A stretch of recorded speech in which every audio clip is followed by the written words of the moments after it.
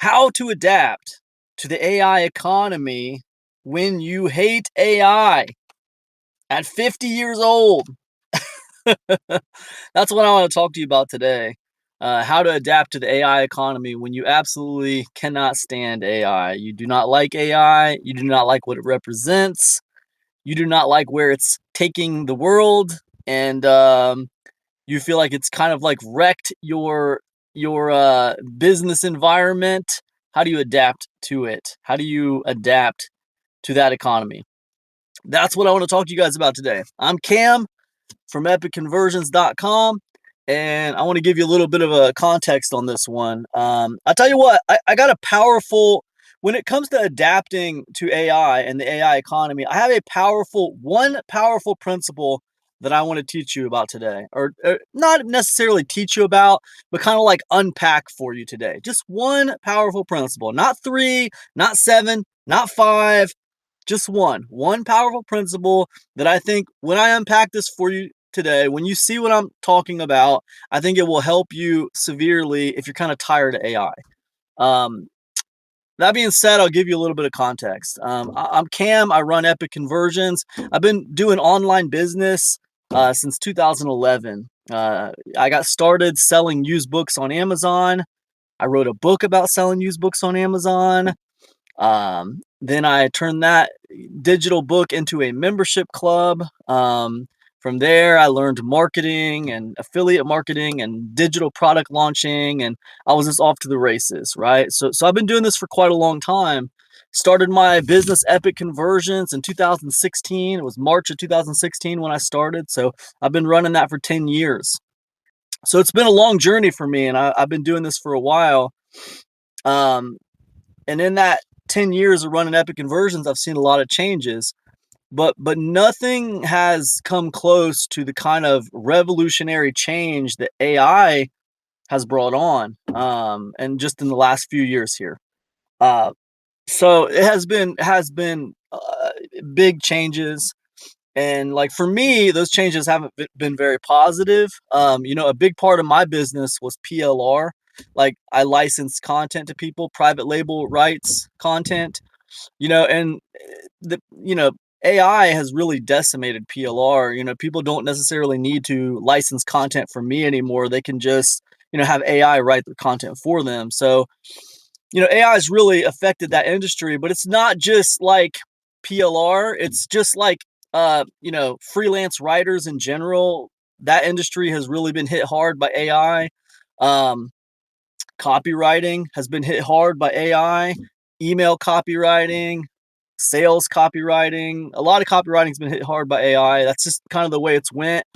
Any kind of like editing, video editing's been hit hard by AI.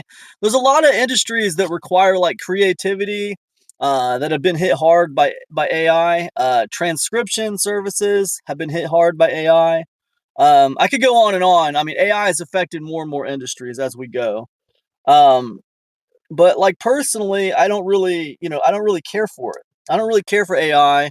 I do have a personal bias against it. I'm not saying it's completely useless or whatever. I know it has its uses and stuff, but I do think generally it is bad for the human race. I don't think it's good for humans for the most part.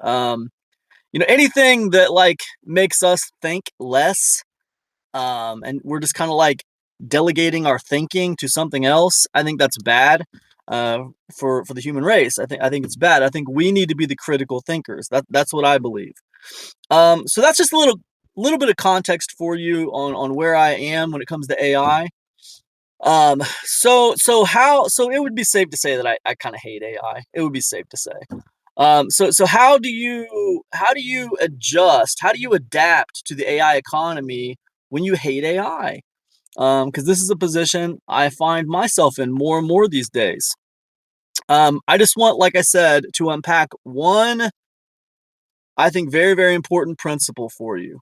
And that is the principle that quality scales faster than quantity. Let me repeat that. Quality scales faster than quantity. So we live in this AI economy where like it is very possible to pump out like a video an hour. Like, oh, you want to produce 24 pieces of content a day because there's 24 hours in a day? You can do that with AI. You can make one long video like this video I'm making for you right here. This live stream video that I'm making for you right now. I could use something like Opus Clip, and I could create 24 pieces of content from this video, and I could use automation to pump them out one video an hour, just short little clips, right? I could do that. So automation is very easy now. AI has made content creation very easy now. So that's quantity. That's quantity. Um, but the thing, if you think about quantity, it's become very easy and it's not really a moat for people anymore. It used to be like it was very hard to pump out a piece of content every hour. Most people would say, I can't do that. That's too much content, dude. I can't do it. But the people who could do it had an advantage, right? They had an advantage. So there was a moat there. But quantity is no longer a moat for people because AI can help them with quantity. So now, like, the moat starts to become quality, right? The moat starts to become quality. Um, and the cool thing about quality is quality scales faster than quantity. I saw an article today written by a girl. I think it was a girl. She had released this book. I can't remember the name of the article, but she had released this book, and she was breaking down how she spent like 25 or 30,000, I think $40,000 maybe, um, of her own money, like her book advance, I think, and she spent all that money to advertise her book to promote it, you know.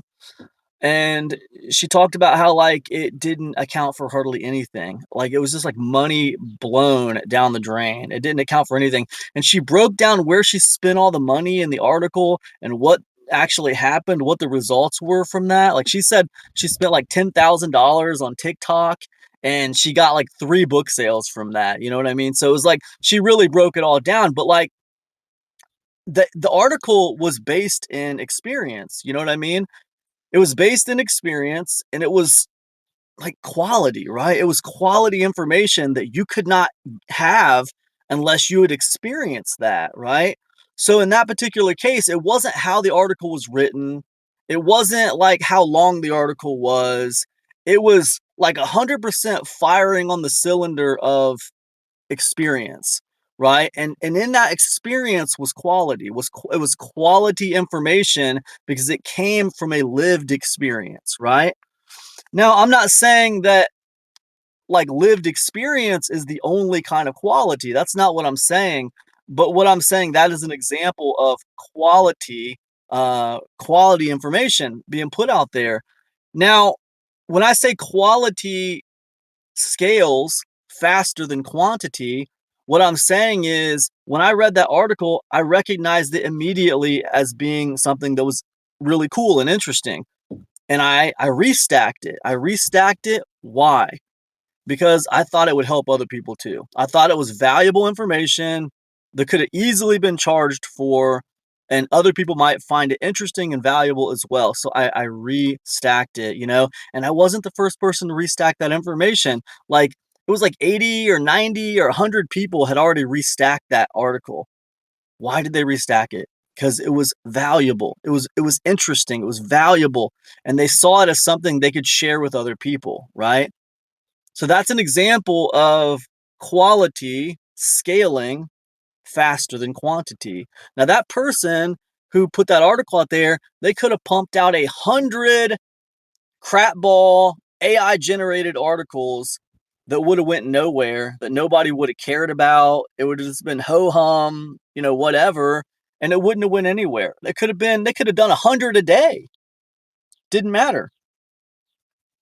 But the quality of that one article, like as far as like people seeing it as valuable, not, and I want to preface this because like when I say quality, I don't mean like how good it was written. I don't mean like the quality of the writing. That's not what I'm talking about. I'm not talking about the formatting of the article. I'm not talking about any of that. I'm talking about the actual information that was laid out there, and when people viewed it, they saw it as valuable because what was being shared. The quality is in that experience, that lived experience being shared. And what I'm saying is that lived experience being shared, that quality it scales. It scales faster than quantity these days, okay? So if that is the principle that I'm unpacking for you, I should at least, before I end this video, because that is the message. And if you don't got time to sit here and listen to me, you can walk away with that message, okay? Quality scales faster than quantity. But if you got time to stick around for a tiny bit longer, let me unpack what I mean by quality, right? Because I think quality is confusing. Like, what is quality? That's subjective. We all have different ideas about what quality is. What is quality? It's completely subjective, right? That's the first thing I would say about quality, right? It's subjective. Depending on who is looking at the content, depending on who is reading the content, who is listening to the content, quality is subjective, right? But if I were going to say one thing about quality, um as kind of like a go by, something to kind of like, benchmark, you know, what what quality is. Um, I would tell you to be yourself in your content. That's what I would say. If you can just be yourself, you're gonna resonate with the people who resonate with you, and you're gonna repulse the people who do not resonate with you. Like right now, I'm sitting here talking to you. I'm in my van. I have a cutoff sleeve T-shirt. I have a baseball cap. And, like that, the way I talk, the way I dress, that's going to resonate with just down to earth people. And it's not going to resonate with some people. Some people are going to look at me and they're going to say, this guy's too unprofessional. He doesn't know what he's talking about. I'm not listening to this guy. Right. Whereas other people are going to be like, hey, yeah, I think I like this guy. He knows what he's talking about. I resonate with some of the points he's making. Right. But the thing is, if I'm just being myself, then I'm gonna pull the people around me who need to be around me. Like, I don't want those people around me who do not resonate with me. Having those people around me, all it's gonna do is cause me, it's gonna cause me turbulence. You know what I mean? They're gonna buy my products and they're not gonna like them because my products are gonna be by me. They're gonna be similar, right? They're gonna be similar. And that's not gonna resonate with them. It's not what they're looking for. Whereas the people who do resonate with me, they like this content, then they're going to like my paid content. So it makes sense. And it all just comes from this simple art of being yourself, right? Um, so that's what I would say when it comes to quality. It begins with just, being yourself. Your content should reflect you in some way, shape, or form. That's my viewpoint on it. That's my in the trenches, from the trenches viewpoint on it. It needs to reflect you. Um, so anyways, that's what I would say. Quality scales faster than quantity, especially right now in 2026.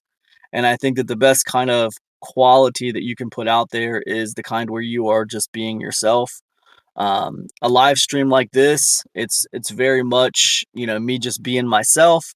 I'm not, getting dressed up to talk to you.